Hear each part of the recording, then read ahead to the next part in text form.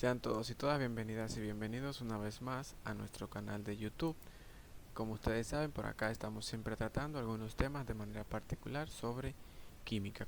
Quien le acompaña es, como siempre, Wellington David Félix. Hoy día vamos a tratar lo que es un tema sobre la o los antecedentes de la tabla periódica. Pero es importante que usted tenga algo pendiente, y es que producto del desconocimiento humano de muchas cosas, tanto de manera natural como eh, de otra forma que no se explican, eh, el hombre ha buscado siempre conocer y conocer más de todo lo que le rodea, y producto de esto surge lo que es o los antecedentes de la tabla periódica, que no son más que los aspectos o elementos y personalidades que dieron un inicio a lo que es la fundamentación de una tabla periódica que hoy día podemos tener, y la cual podemos utilizar para conocer algunas características de manera particular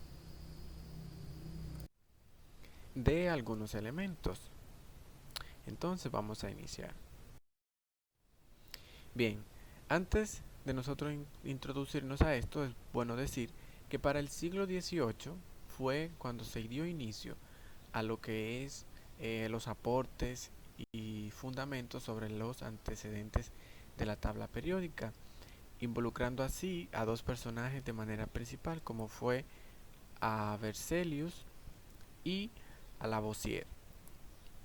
Entonces, importante que usted sepa que Lavoisier y Berzelius trabajaron de manera conjunta y dieron lo que fue lugar a el conocimiento de los elementos como metales, no metales y semimetales. Ahora bien, ya de manera particular, por ejemplo, Berzelius fue quien propuso los nombres de los elementos como el litio, el vanadio, así como el sodio. Propuso los nombres de estos tres elementos y fue el primer químico que aisló el silicio en el 1823 y un elemento de nombre zirconio en el 1824. Ya de manera particular, Lavoisier realizó lo que fue los descubrimientos de más de 20 elementos químicos, lo que quiere decir que estos dos personajes fueron los dos principales en aportar a la tabla periódica. Puede que, que hayan otros más, pero se considera más importante a estos dos por sus aportes. Bien, también es importante resaltar los aportes de estos dos científicos, como fue Dobereiner y Newlands. Dobereiner planteaba que los elementos se podían organizar en lo que es en triadas según su comportamiento químico, mientras que Newlands planteó que los elementos se organizarían en octavas según su comportamiento químico similar. Ahora, de manera particular, Dobereiner planteó las propiedades químicas de los elementos con los pesos atómicos, o de dichos elementos con pesos atómicos. Entonces, observando así una gran analogía entre ellos y una variación gradual del primero al último, dando a entender que los elementos de la tabla periódica tienen relación entre sí, pero también observó de manera particular lo que fue el peso atómico del calcio, del estroncio y del bario. Y por su lado, el señor Newlands planteó o preparó para el 1863 una tabla de los elementos ordenados según sus masas atómicas, y señaló la ley de las octavas, que planteaba que cada 8 elementos tienen propiedades similares según lo que mencionábamos aquí anteriormente. También están lo que son otros dos científicos, como fue Mendeleev y Meyer.